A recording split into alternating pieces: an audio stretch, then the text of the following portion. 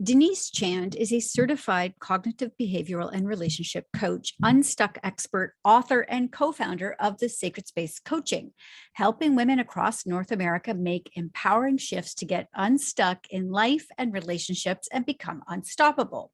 She is joining me today for the third in a year-long series, helping women from all walks of life get unstuck, and feels like we need you more than ever right now, Denise. So let's jump in. What are we talking about today? Well, we're going to continue talking about self-sabotage because that is what keeps us stuck. And I cannot believe it's already March. So it is talking about, first of all, self-sabotage. I find myself also, I'm going to be totally transparent here. I find myself doing it. And you have to practice, again, everything we've been trying to teach, and we're going to be teaching everybody on this journey, is how to manage your mind, how to get to know yourself. And that's what really I want us to discuss today, is how to just to get to know yourself, which is a deep reflection into yourself, your mind, how you think. Okay, great. So you have sort of a series of steps Mhm. lined up for today. So do you want to start with the first one about processing disappointment? I heard a quote and it's powerful. It says, "Don't let today's disappointment cast a shadow on tomorrow's dreams." We cannot just get lost in our disappointments and try to bury it. We truly have to take time to process it, because you have to honor what you're feeling, because what you're feeling in a disappointment is not a fleeting thought. It is not insignificant. It's very important. It's very relevant. So you have to set some time to honor yourself, honor what you're going through, honor that situation, what it is that you're feeling. Otherwise, if we try to brush past it and just bury it, resentment, unforgiveness, every possible emotion will start to stir within us, and you're not healing. You're not healing from that disappointment, hence leads to self-sabotage, talking yourself out of moving forward. I have to say too, with all that is going on in the world right Mhm. now, it's really easy to talk yourself out of something. It's almost like an excuse we can use now. Well, there's no point doing this because everything just feels so out of our control. But as you and I were discussing before this interview, a lot Mhm. of that really is what's in our heads and how we control how we're reacting to the situation. So mind management, as you said, is huge, which I guess brings us to your second point, which is assessing our thoughts and behavior Mhm. patterns. Yes. So mind management is something we have to learn and practice. We can't just pick up a book and say, okay, this is what it is, and then that's it. Oh yeah, I know what it is. It's great to know what it is, but now it's to learn what it is, learn yourself, get to know your thought process, become an observer of your own thought. So basically, like watching yourself from above and how you think towards a situation. You have to learn your trigger, what it is that upsets you, what it is that causes you to react to something. You can, what word, what voice, what situation, everything. So learn your triggers, learn how to, when something happens, what your response to a situation. So you're learning a lot about yourself. I keep saying, repeating myself on that, because it's so important, because now we learn how we think, what caused us to do what we do, what caused us to react the way we do, and then reassess it. Is that really beneficial for me? How does that make me feel when I reacted to that situation yesterday? Is it bringing clarity? Is it where I can actually think with clarity to make a responsive decision to move forward rather than being reactive?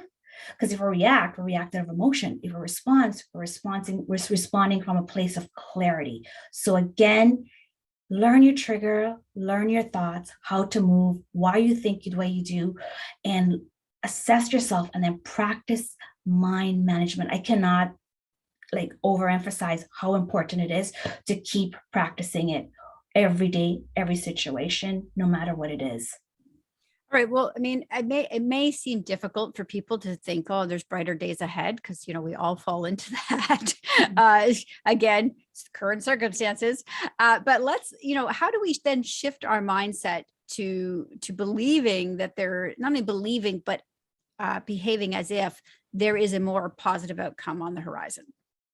Well, first of all, we truly have to acknowledge what it is that you're going through, what it is that's causing you that pain, to just suddenly not, to suddenly start thinking positive and make positive affirmation when you haven't really come to terms to what's going on in your life, that disappointment, that pain, whatever it is, relationship, job, finance, whatever it is. You have to, first of all, the first key is to see what the situation is, acknowledge the pain, acknowledge what you're feeling.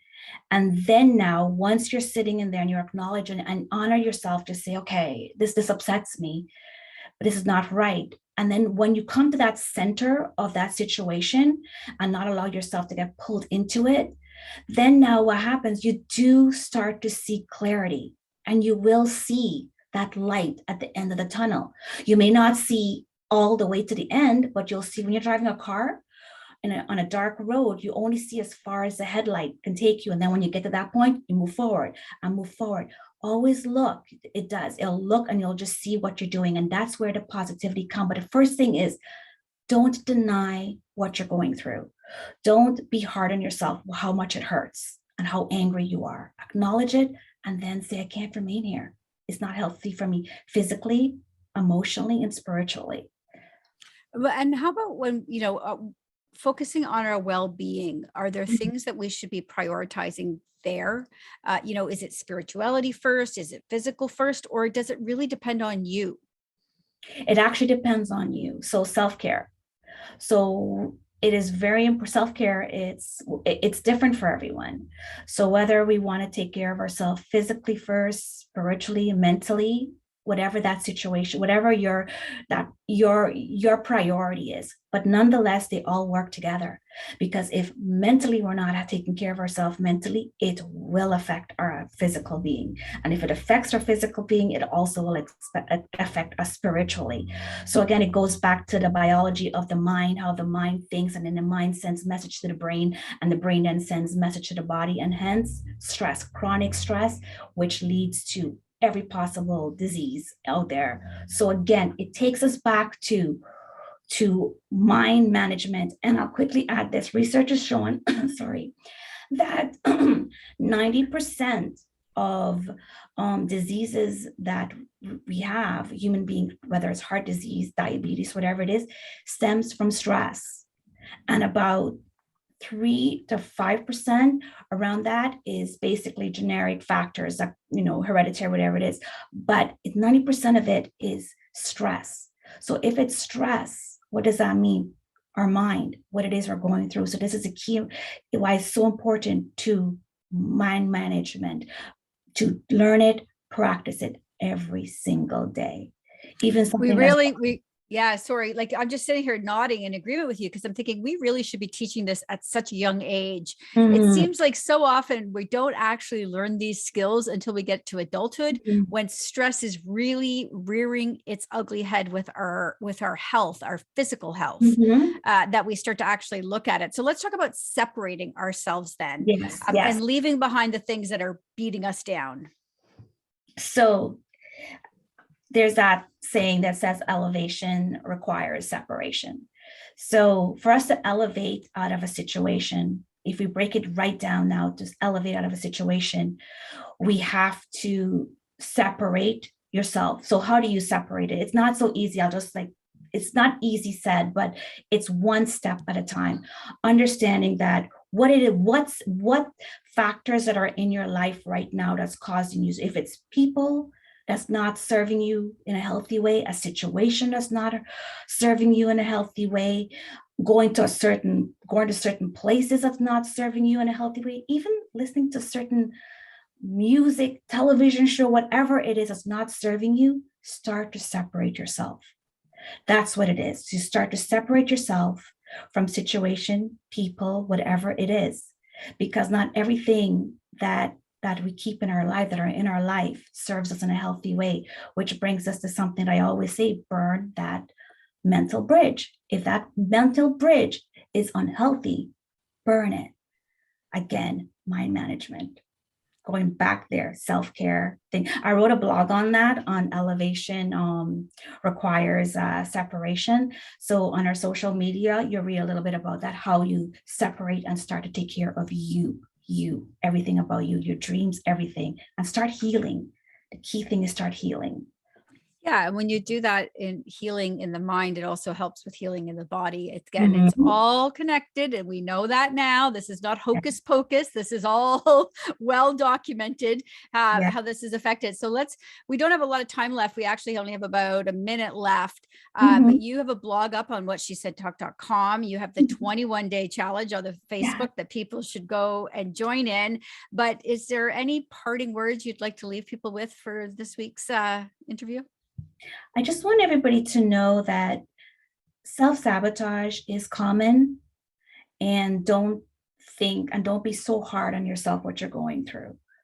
Like the disappointments there, it is hard, it's frustrating, but just honor what yourself and not be so hard. Because once you honor what you're feeling, whether it's negative or positive, of course positive, but we honor, but even the negative aspect, because that's your emotion, why you're going through it. So the first thing, what I would love to leave right now is just honor yourself, honor what you're going through, acknowledge what you're going through, and know that self-sabotage, getting stuck is common, but we don't have to remain there.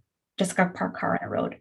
We can just move and keep moving towards what 2022 has for us. And wonderful. And that's why people should keep tuning in every month to hear the Sacred Space on What She Said Talk. Get the blog, join the 21-day challenge, follow you on social. That's all easily accessible on the What She Said Talk website. Denise, thank you so much. You're always a breath and calming breath of fresh air. Thank you so much. Thank you.